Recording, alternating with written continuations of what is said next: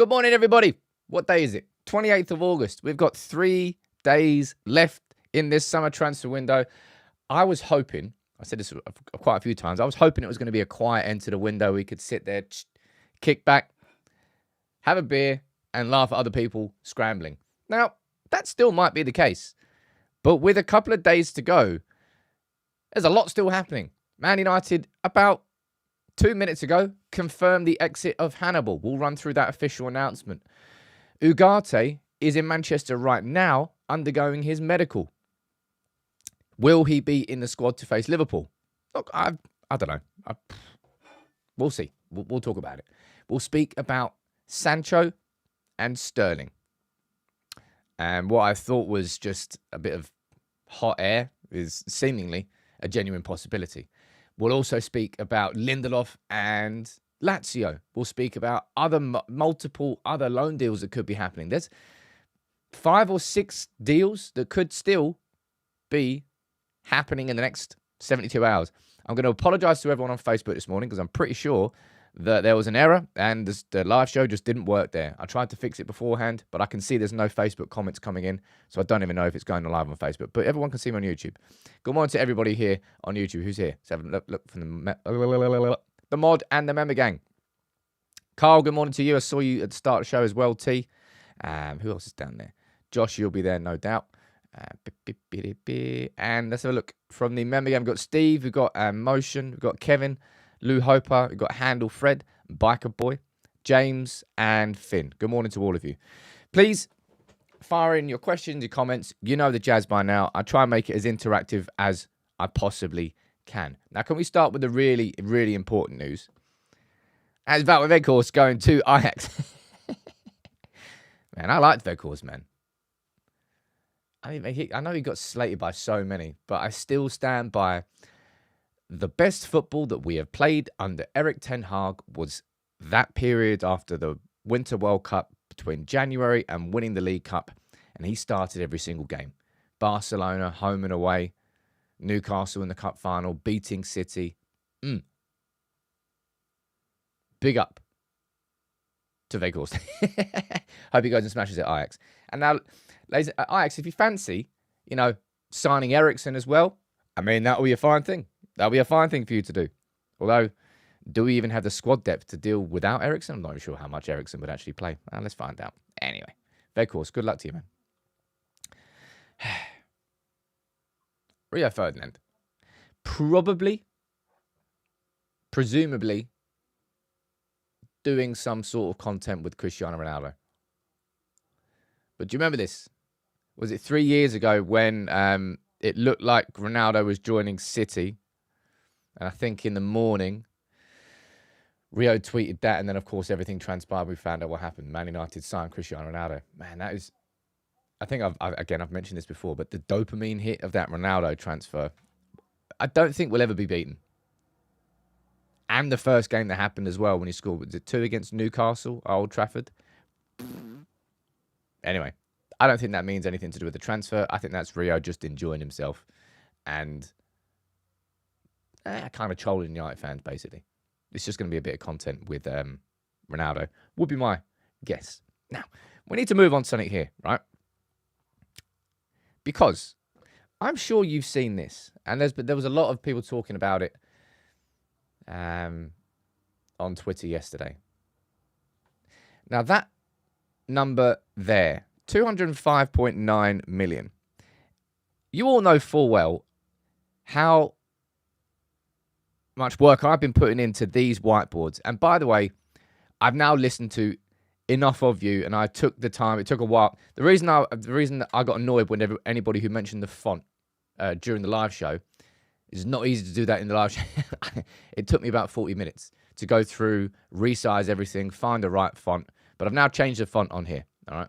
So it still has the little whiteboard vibes at the top, but it's just a generic font on the actual whiteboard itself. But I've been following the summer window from United's perspective and all the numbers involved. And what you can see here, Manchester United's spending is 205.9 million, which is significantly more than I've got down there. And it's because it includes all of the add-ons, right? And the thing that's infuriating is you look at their total for the spending includes all of the add-ons, and their total for selling excludes all of the add-ons. Because we go over here, their number's 85.4 for all the sales, and my number's, well, it's not too far off, all right? Less than $1 million off on the money in. So they've managed to put all of the add-ons, so if Man United win the Champions League or X player scores 30 goals, all these add-ons are included in how much Manchester United have spent this summer. But any add-ons, when it comes to selling, they've left them off. And it is the manipulation of numbers to drive a narrative against United. Now, I'm not saying that United is the only club that this happens to. It's the only club I get awareness of. It's the only club I care about. To the point where going to be doing some research and actually probably going to be trying to present a proper full video on this. Because it's happened so much. And it needs to be called out. And I'm going to do it in a really sort of an in-depth proper video. Right? Okay. Foxy, Sam, you're damned if you do, damned if you don't. Yeah. True enough. That is true enough. But look, let's get into the show now, all right? And I want to speak about a certain Manuel Ugarte. Because Ugarte, he's in Manchester, all right? There he is. You can see him completely, absolutely not, in the back of a truck. Does anybody else remember the photo when... Let me see if I can find it. This always cracks me up. When we signed De Gea, and like he was leaving the van, and they tried to hold a sheet up, and they completely missed De Gea. De Gea medical Man United. I don't know what to type in.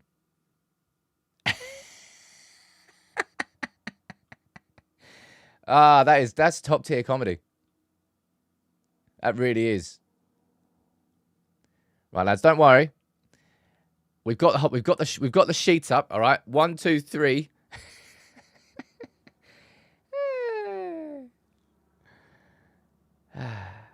Completely missing it. That was funny, but anyway. That's the wrong thing. Apparently, Ugarte's in the back of that truck. Right, great, yeah, good. Now, Fabrizio's saying that. Let's run through this. All right. The medical tests are ongoing for Ugarte as a new United player. Documents being exchanged today between PSG and United. We know what the contract is, 5 years, and we know that the fee is going to be 50 million plus 10 mil in add-ons. Sell-on clause up to 10% if he moves on. They managed to get a sell-on clause in as well. Fair play. Fair play. I'm going to put this as a poll for today, right? Do you think Ugarte will be in the squad for Liverpool, right? Yes or no? Not do you think he'll start? I don't think he'll start, right? I don't think there's any chance he starts. But do you think he'll be in the squad? So it's Wednesday now, 10:15. He's undergoing his medical now. Man United are going to have to do all the announcement, media, photos, all that jazz before they actually announce him. So probably you're looking at a Thursday announcement for Ugarte. And then I'm guessing he will have... I'll be honest, he'll probably be able to train today. That happened with De Ligt and Mazraoui, didn't it? The pics of somebody like leaning over the fence and spotting him training with the first team before the announcement happened could well happen today. So it may well be that Ugarte gets to train on Wednesday, Thursday, and Friday. I'm guessing United will have very light training on Saturday, travel for the game against... Not travel, because obviously it's at home, but the game against Liverpool on Sunday. Let me see what you're saying down here. I was thinking maybe another walkout announcement. I did enjoy that. Everyone enjoyed that. He has 3 training days, Thursday, Friday, and Saturday. It depends whether we have a full training day on Saturday. And also depends whether he trains today. To be honest, he should be starting, but it says Andrew. But, well, I don't think he should be starting, if I'm being completely honest. Just personal opinion. But looking at the poll, 700 votes, 67% of you think that he will be in the squad. I hope you're right. I hope he's fit enough to be in the squad. Rex, you're saying Stuart Paddock has been calling out the anti-United agenda in the media too, Sam. They make it obvious. It's a shame that only United fan channels talk. Rex, truth be told, it's only United fan channels that care. All right? Everybody else, and again, this is all going to be part of the video I'm going to do. Everyone else has feasted on the corpse of Manchester United because Man United had effectively bullied kids for like 15 years because we were so good. I loved being a kid because I was lucky. I was a United fan during the 90s and 2000s. I couldn't lose.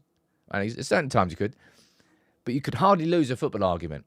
Any United fan who's been at school for the last 10, 15 years, it must have been a hustle, man. It must have been hard.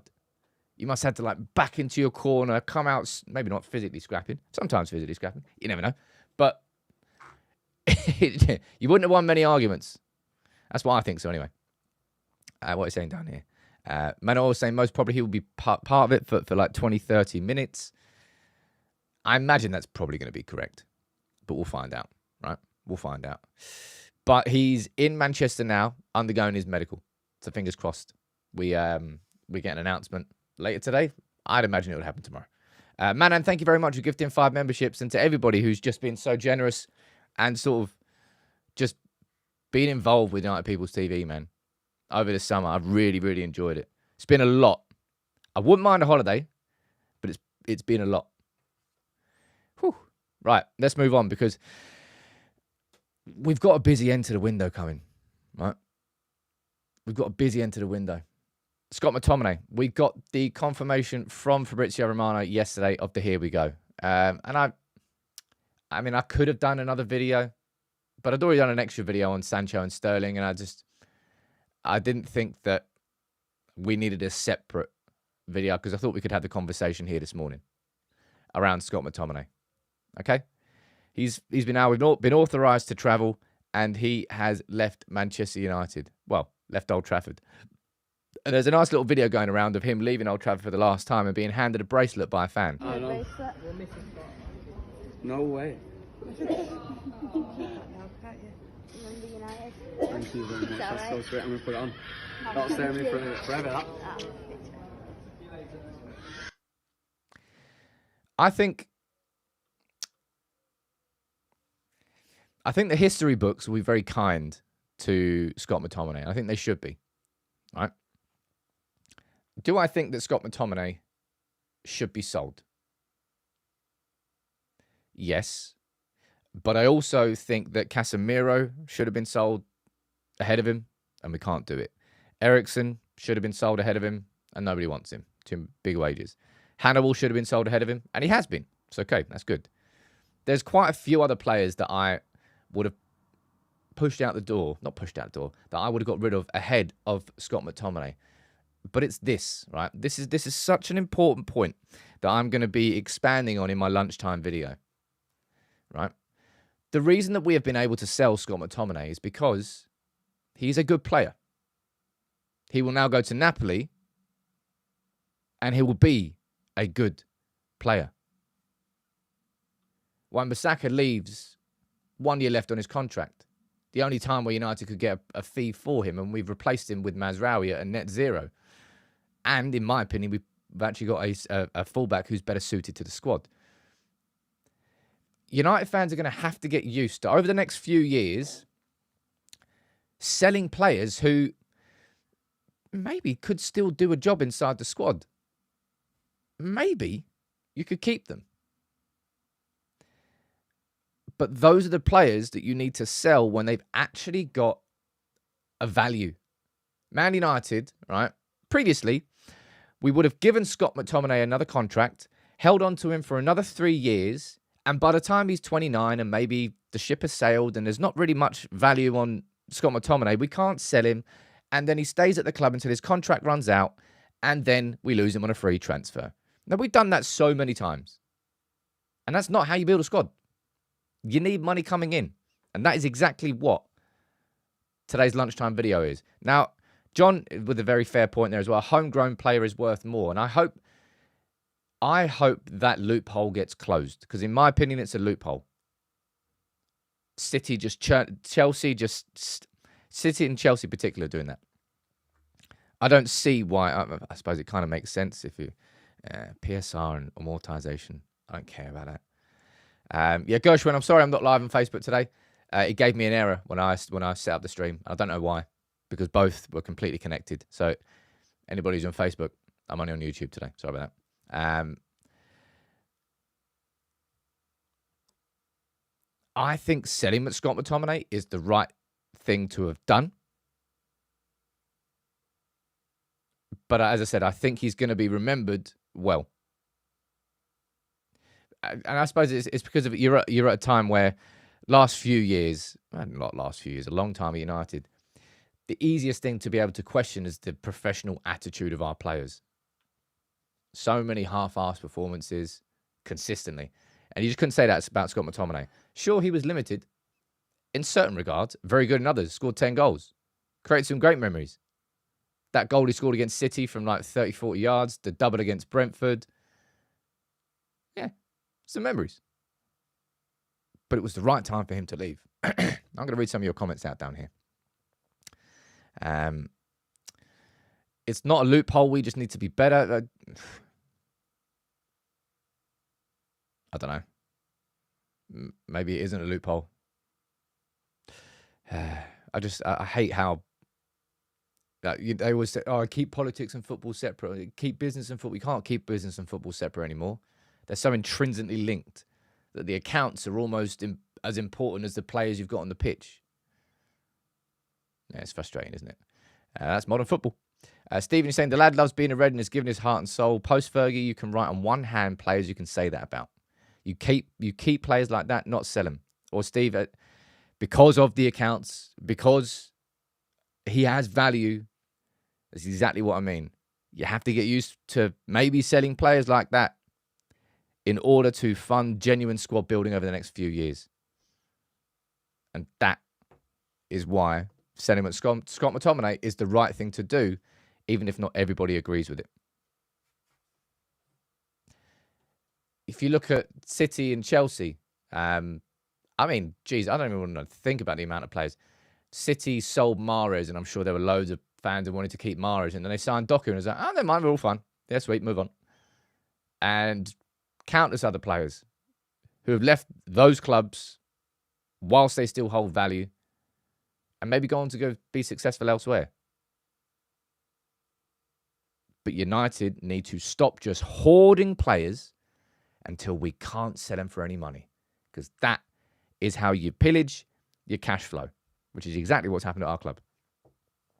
I'm going to be speaking about the other players because there should be more exits. We'll speak about Hannibal soon as well, but we have to speak about Sterling. Right now, I genuinely, I don't know when this first came out. I kind of just laughed it off. Must have been a few days ago. I just laughed it off because I thought there's absolutely no way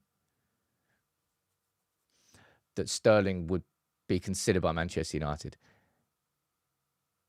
And I still think that to a certain degree, but I've softened a little bit.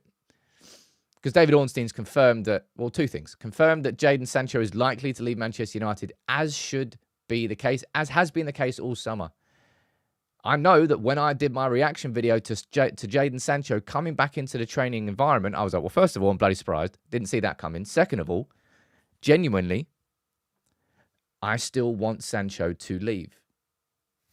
And I stood by that. And he's been frozen out of the first two matchday squads. Erik ten Hag would prefer to have Anthony as a backup to Ahmad, and Sancho has no place. However, and look, we'll speak about Juve in a little bit. But Raheem Sterling, right? I did a video on it yesterday, okay? I did a video on it yesterday. And this is what I put it on Twitter. I said, look, genuine question. Would you want to see United complete a swap deal for Sancho and Sterling? I think it's fair to say that most people weren't sitting on the fence. Absolutely not. I'd rather Sterling to Sancho, to be honest. Well, we'll disagree. No to Sterling. It's a good deal. No. None of them fit into a project. No. Hell no. Nope. Nope. And I asked you yesterday the same thing. So what I want to do here this morning, all right, is ask you a hypothetical question.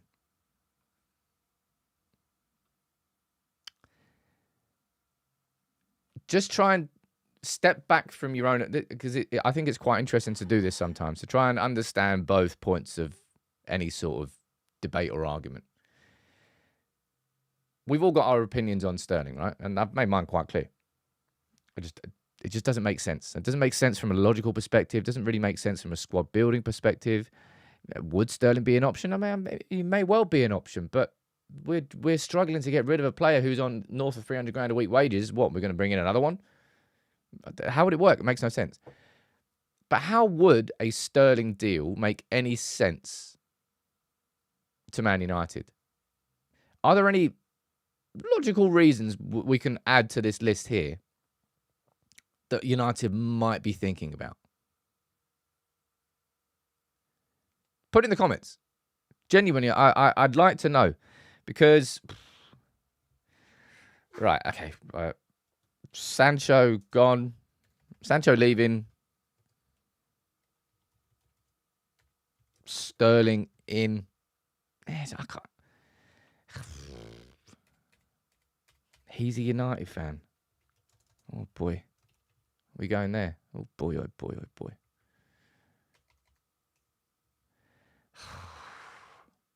I mean, the only way it works from a wage perspective is Sterling takes, what, 50 to 75% wage cut. Is that really going to happen? Experience?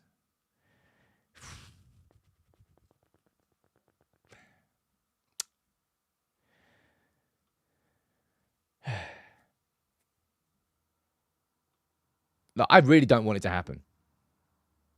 Someone's saying that Sterling will lower his wages, impact sub. It's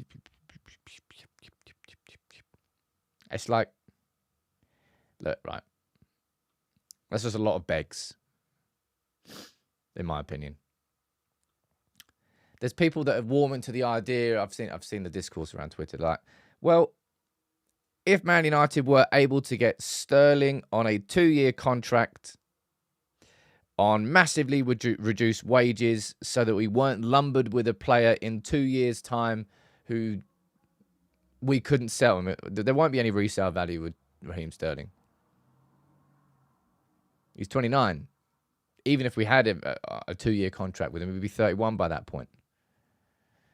Someone down there saying quality, experience, pedigree is better than Anthony and Rashford. Well, he's definitely better than Anthony. I don't personally think he's better than Rashford. I certainly wouldn't get rid of him for Rashford. Rex, I know exactly what you mean by that comment. The FIFA NPC fan meme. Because if he was to join United, it means that Sterling probably would become the first. It must be. There can't be anybody. The first player ever to have played for United, Liverpool, City, and Chelsea. It's the Sancho one. What I want to happen kind of revolves around this man, Federico Chiesa, right? We know full well that Liverpool are in talks with Juve over a deal for Chiesa, 15 million euros.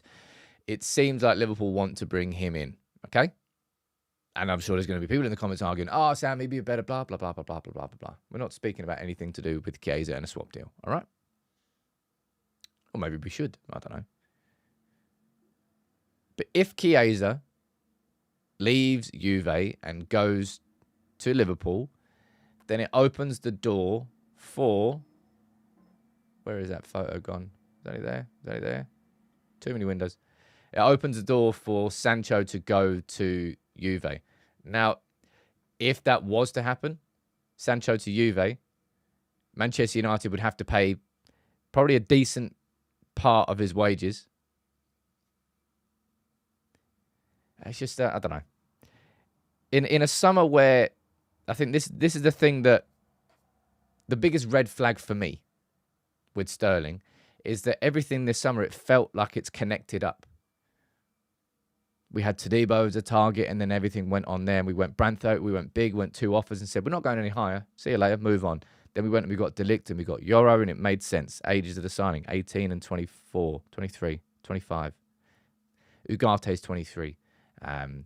Xerxes 23. Mazraoui's 26. Ooh. Everything kind of, it all sort of aligned into an overall vision. And then Raheem Sterling comes along. And if you wanted to, and this is the thing, right? You could probably find some reasons why you might say it would be a good idea. Well, Jadon Sancho is not going to have any impact at Manchester United this season. So surely having a player like Sterling, who's a United fan, with experience, at least having him as a squad option gives a different option to Erik ten Hag, rather than a player who gives absolutely no options. And I can slightly understand that. But it's just, it's a weird short-term, it's not even stopgap. I don't even know what I call Raheem Sterling. It's just, it's weird. And I think that, I don't know.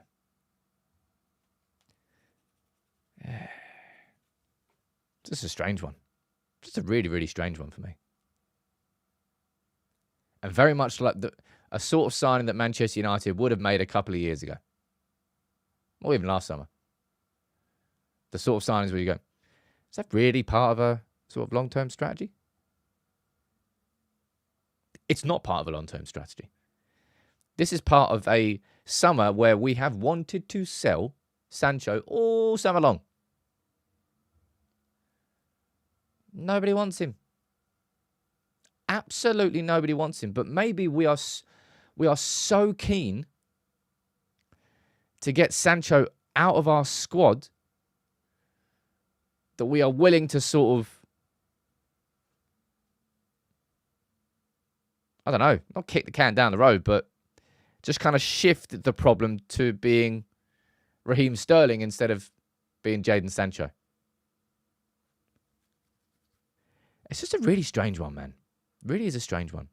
Yeah, that record where he hasn't played like 20 odd times against United and never scored against us. It's a mad stat.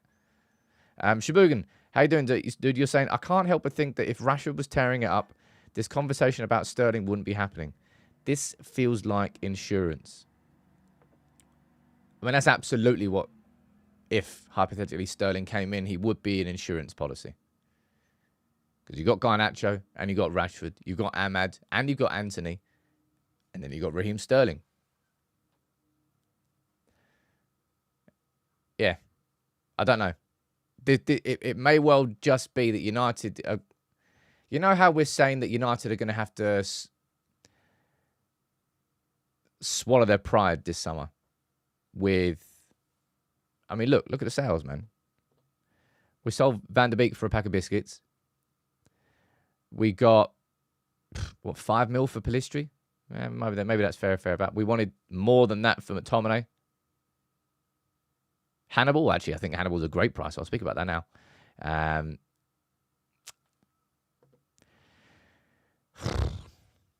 It's just a weird, it's really weird. And the reason I'm sort of not struggling a little bit, but I can actually see it happening. I really could see it happening. It might be the fact that United have got, right, we're facing 2 situations. Number 1 is we just can't get rid of Sancho. We can't get rid of him. Nobody bloody wants him. Well, we may as well have Sterling in that situation then. Swapsies.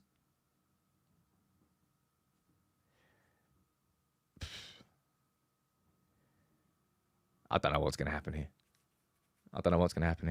I really don't. All right, I'm going to move on from Sterling because I think it's just a really weird conversation. And maybe it comes down to the terms or the length of the contract. But I think even that, I mean, he wouldn't sign a 1-year contract. And also, by the way, do you know how much Sterling is owed by Chelsea? You know how nuts this is? Across the course of the 3-year contract that he still has remaining at 325 grand a week, I think he's owed about 70 million pounds. And I've got a smile on my face because, because I've been saying this and maybe it's just going to come home to roost earlier than I thought. Chelsea handing out their mad 7, 8, 9, don't know how long their contracts are. What happens then if a player that you then want to get rid of wants paid out on their contract? Bingo. Raheem Sterling on 325 grand a week with 3 years left. You've then got to figure out how to pay him that. You know, the same way that Wan-Bissaka wanted a little bit of a payoff. 7-0, by the way. 70. Wan-Bissaka wanted a little bit of a payoff. Maguire wanted one last year.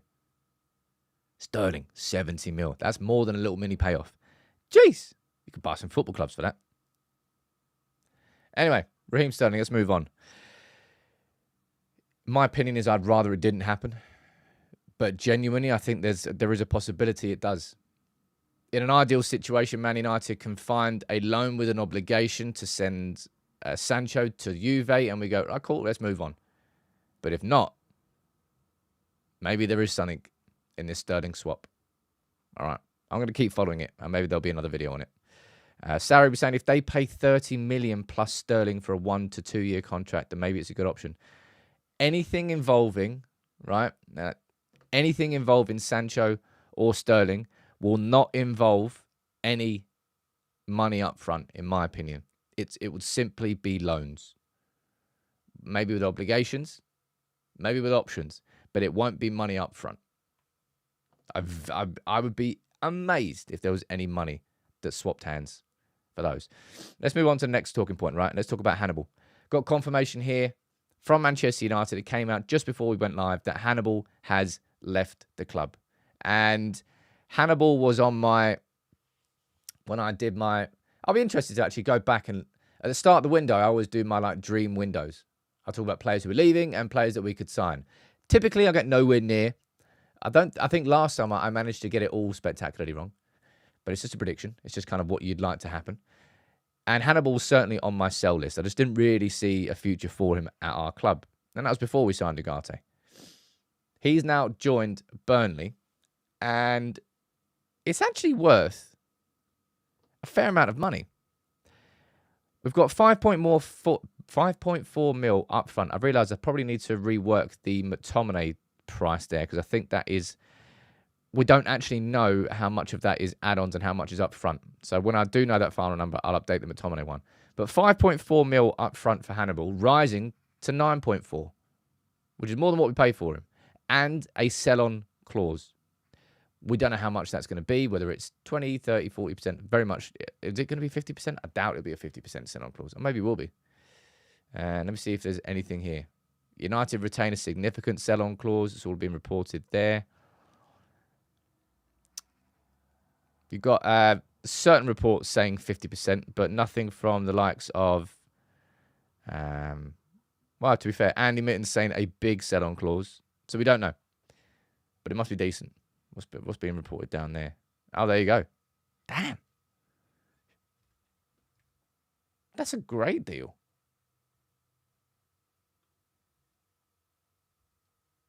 Simon Stone from the BBC. 5.4 mil fixed. Potentially rising to 9.4. 50% sell-on clause. And a buyback.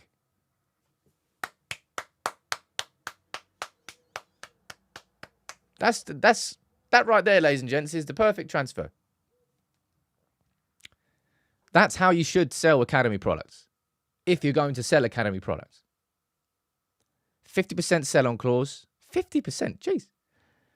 And you got the buyback. Just in case they become an incredible player at the club that you sold them to, you won't miss out because you can then bring them back to the club.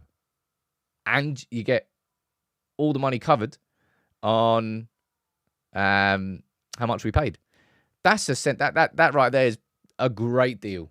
And I've said this in a little bit of detail in this video, but it's going to be my lunchtime video. I'm going in deeper into how we've sold this summer, and that's been such a massive, massive improvement. A little goodbye message from Hannibal here. Let's see what he says.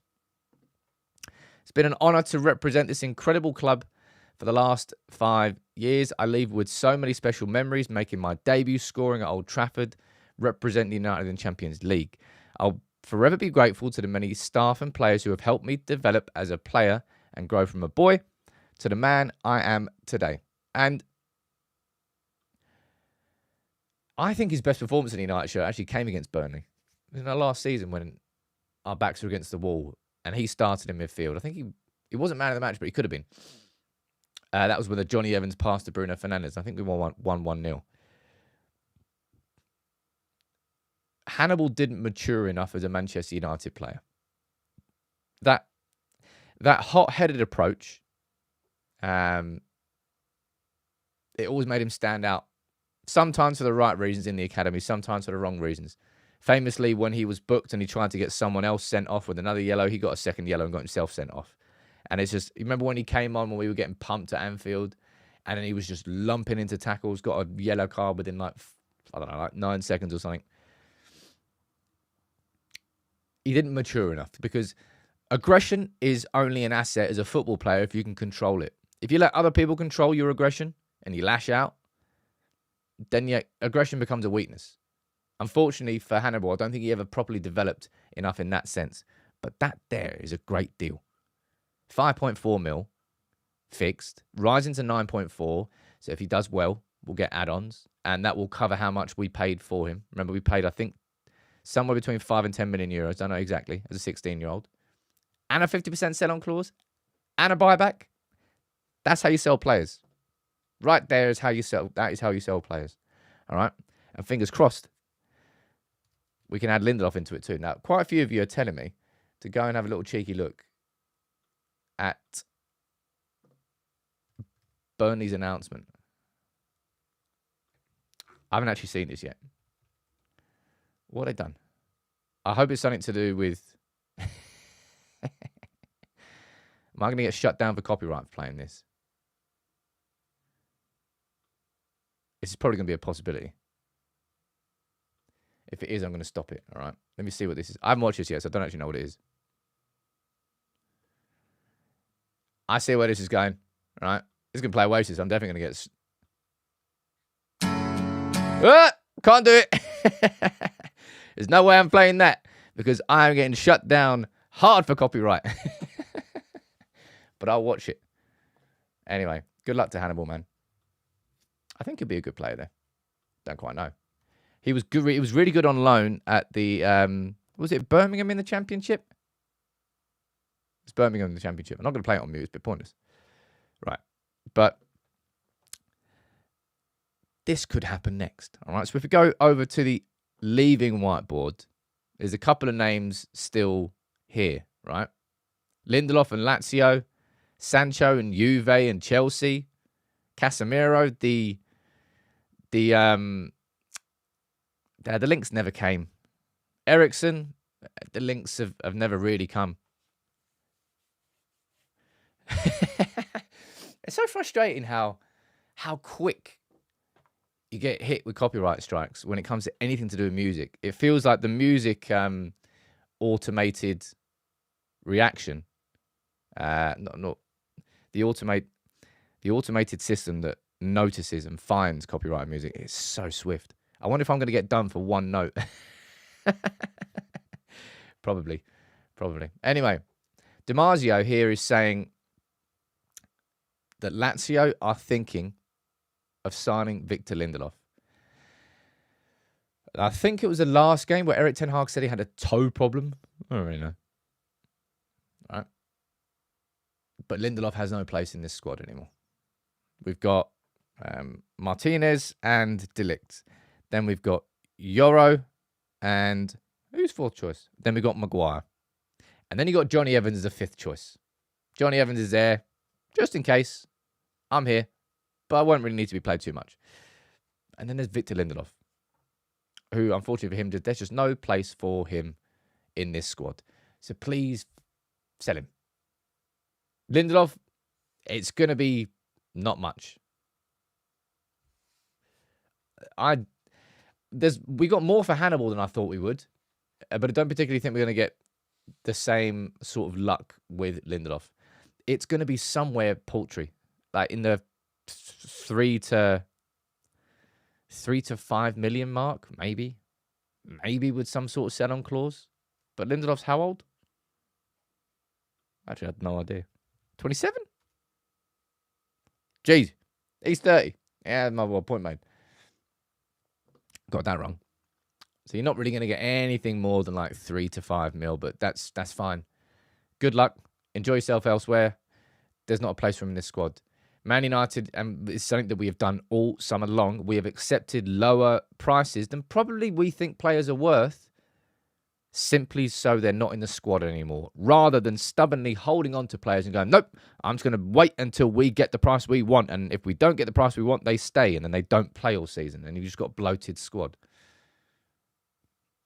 That's what we did previously, and that's something that massively has changed. Fenerbahce has been linked with Lindelof as well. I think Galatasaray got linked with Lindelof. I think Everton got linked with Lindelof. Quite a few. No one's actually putting a bid for him yet. Probably enjoy himself in Serie A. Slower pace of game. I hope that happens. And if it does, we've got, how long? 48 hours plus another 12. Pretty much bang on 60 hours left of the transfer window. And in my opinion,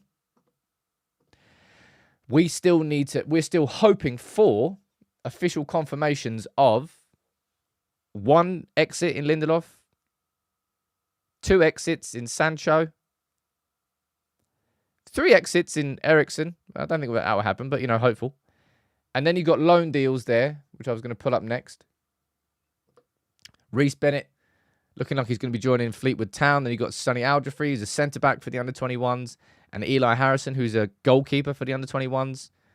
He was with the under-18s last season and was great. So I think a really good loan spell for Harrison would be fantastic. But that didn't really count, I suppose. That's just loan deals. But 1 exit in Lindelof, 2 in Eriksen, 3 in Sancho. So that's 3 more deals I hope we announce, all right? Leaving, well, we've McTominay, that's just an official confirmation. Ugarte, that's just official confirmation. That's 5 announcements that we want to hear. I don't think there'll be a surprise one. I really would be surprised if there is a surprise one. But it's just so much has happened this summer that I'm struggling to fit it on the list. You wanted to clear out, people. We are having the clear out. And I'll tell you what, there's still a lot more that needs to happen. Next summer, you're definitely looking at Luke Shaw. You're probably looking at Harry Maguire, depending on what happens with Marcus Rashford this season. Probably Marcus Rashford. He has to. He's got this year to really show himself to Ineos.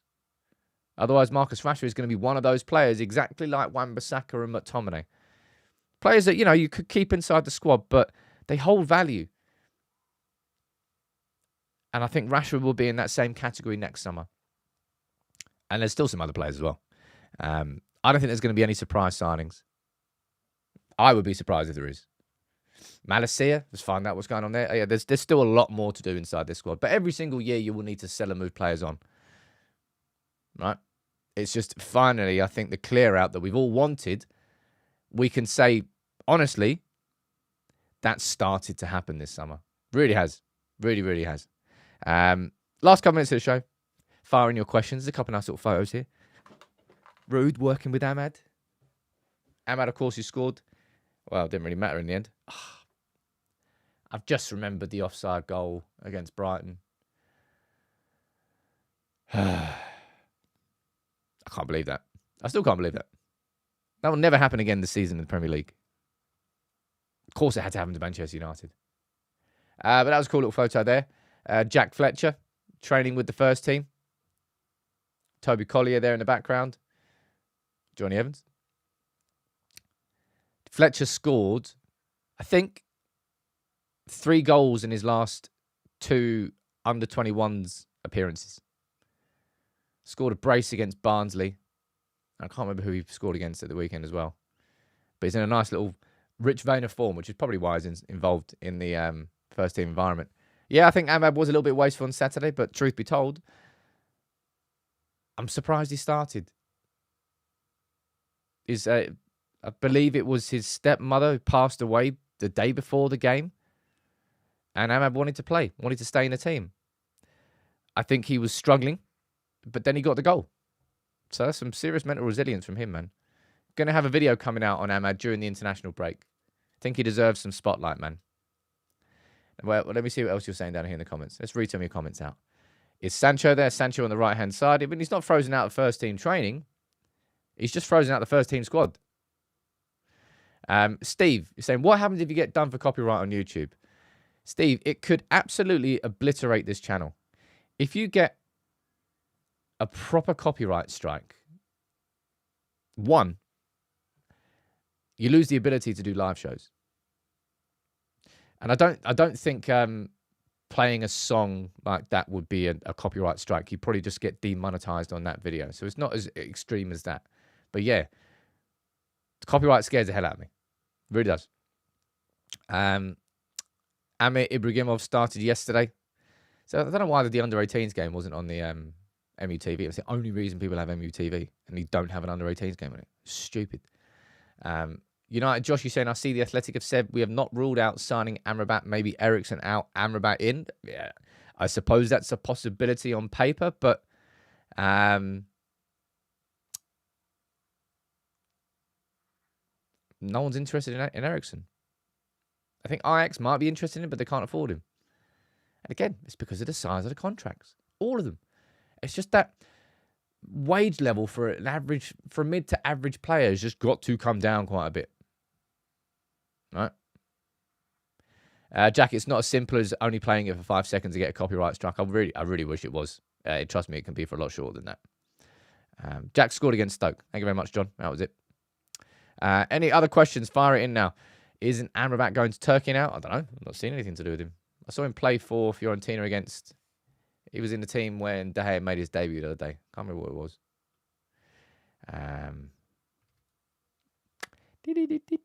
Amrabat on deadline day. I'm calling it now. 2 years in a row. Imagine that you sign the same player on deadline day.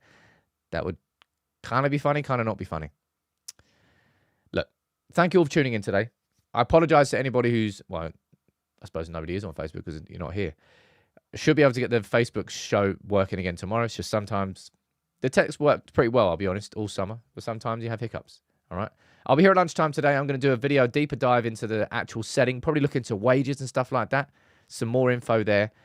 Dominic saying, how's your recovery going? Mate, it's crap. I'm 6 and a bit months in. And I still can't jog. I still walk with a limp. I don't know what the surgeon's done. But my problems are worse 6 months post-surgery. So for the next 3 months... Starting September, I'm gonna have to like live like an athlete. I'm gonna cut booze out, gonna cut out anything bad, gonna be religious with the rehab, religious with the gym, and see in 3 months' time if that makes a difference. If not, I don't know. Jeez, that's probably the most votes I've ever seen on a poll.